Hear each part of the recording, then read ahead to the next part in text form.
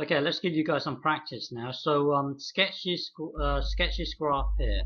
So in the past, we would imagine it as one block here, and this here is our straight line. So when x is small, we want to do this block here. So the intercept of -8, so that would be, let's say, is around here, -8, and then and then it will have a gradient of +5. So it would be like this. And then when it's big, it wants to do a quadratic.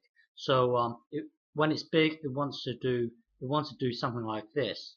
But it's only valid when it's big. So we would guess it to be somewhere around here and around here. So our quadratic will now look something like this. Okay, so in the past, to find out this this point here, we would complete the square on this one. But now don't complete the square. Now now differentiate this and then find out find this value here, the value of x, where the gradient is 0. So differentiate this and then find out when the gradient will be 0. Okay, so so press pause and have a go.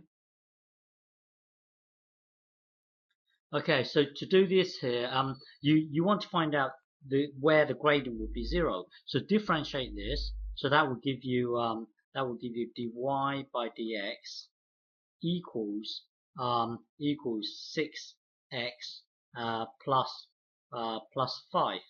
So now so looking at this, when will this be 0? When will the gradient be 0? So you let dy by dx equals 0. So you let dy by dx equals 0, meaning 0 equals 6x plus 5, and then you would take away 5 from both sides. That will then give you this, and then divide by 6. So that would give you x equals equals -5/6. So this point here, so the coordinates here will be sorry, this point here will be -5/6.